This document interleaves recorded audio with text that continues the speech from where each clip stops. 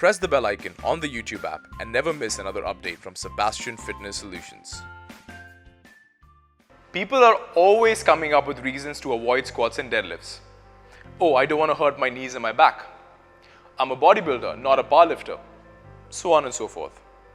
And among a list of other such reasons, a very common one is the idea that squats and deadlifts can make your waist thicker because of how much they work your core.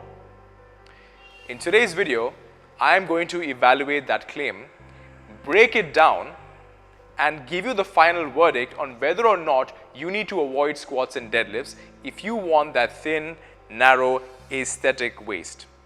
Coming right up.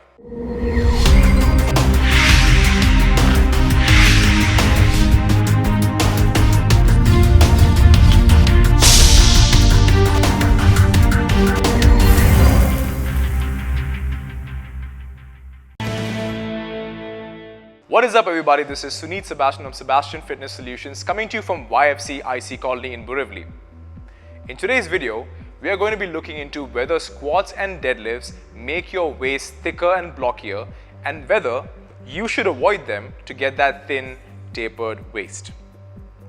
The very first thing that we need to discuss is, why do people even think this happens? And the simple answer to that is because squats and deadlifts heavily work the core or the muscles of your core, and people extrapolate this information to think that therefore they would really build a lot of mass in your midsection, and just like they do for the other various muscles that they work, the major muscles of the body that they work, and therefore that they think is what will make them huge. While this makes sense in theory, there are a few caveats to this. Firstly, it is true that squats and deadlifts heavily work the core, but we must first clarify exactly what parts of the core they work. Very recently, I put up a video on the difference between the abs and the core. And in there I explained that explained in great detail that the muscles of the core that squats and deadlifts work are primarily the deep muscles of the core that surround the spine, particularly the transverse abdominis and the erector spinae, the spinal erectors. They do not notably work the superficial muscles of the core, the front of the midsection, that is the rectus abdominis, six-pack muscle, and the obliques.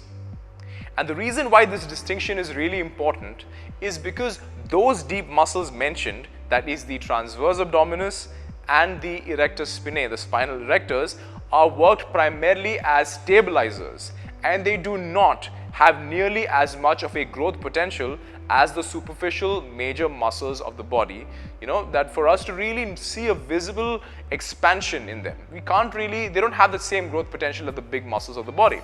So while they can and will most certainly get much stronger when worked during squats and deadlifts, these deep muscles of the core do not have as much potential for growth, and whatever little that they do will not contribute to the thick, blocky appearance of the waist from the front. If there are any muscles of the midsection that can to any extent contribute to this larger appearance, it's going to be the rectus abdominis, that is a six-pack muscle, and the obliques. However, even then I would argue that they don't really do so in any real measurable, notable way. And the reason for that is twofold. Firstly, muscles are dense and compact. Muscles in general, even when they grow, just don't magically balloon up like that. It takes a lot of muscle and a lot of growth for a muscle to start popping out and forming a bulge. And the abdominal and oblique muscles simply don't show that kind of growth potential in anybody.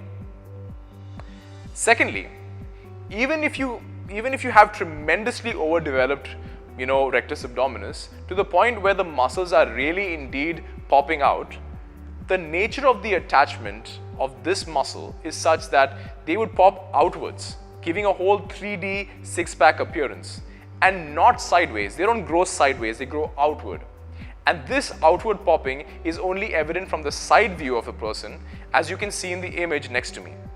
And it's actually desired from an aesthetics point of view, because it really pops out that six-pack muscle.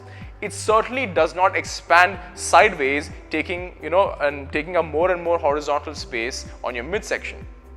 So, summing it all up, while it is possible for your abs and obliques your oblique muscles, to grow to an extent and contribute to your midsection size, they certainly are not in, the reason behind that thick, blocky appearance of your waist that you're really worried about.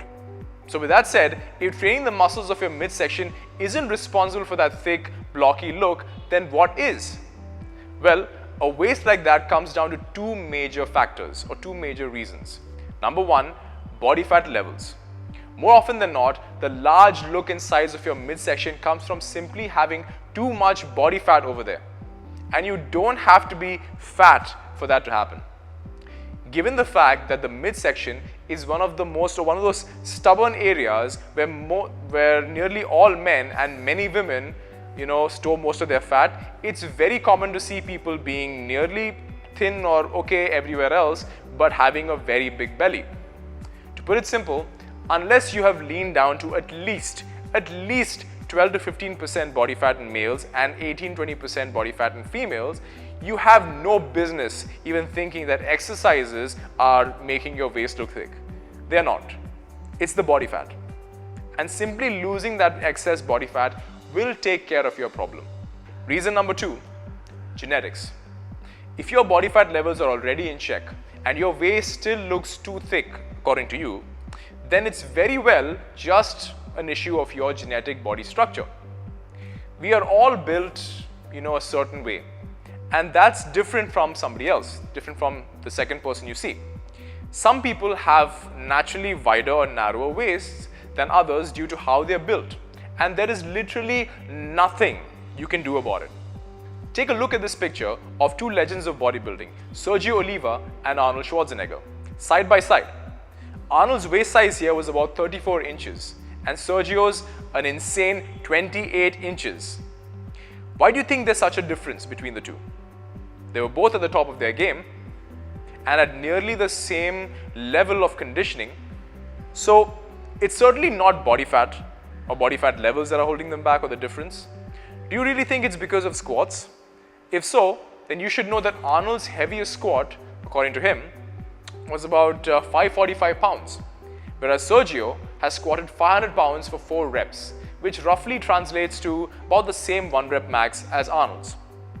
The difference here that you see is because of genetic structure of these two. So hopefully this video and the points that I've discussed in it have convinced you that squats and deadlifts do not thicken your waist, and that you can and definitely should include them into your training program without, getting in the way of you achieving that nice, tapered, lean, aesthetic torso. What are the other excuses you've heard when it comes to people trying to avoid squats and deadlifts? Comment below and let me know. And share this video with your gym mates, so they have one less excuse to use the next time you invite them for a squat and deadlift session, right? Thanks for watching, and as always, keep learning, keep growing. Hey, thanks for watching that video. Don't forget to like, share and subscribe. Also, if you're on Instagram, follow me there at Suneet_SFS. And to watch another video, click right over here.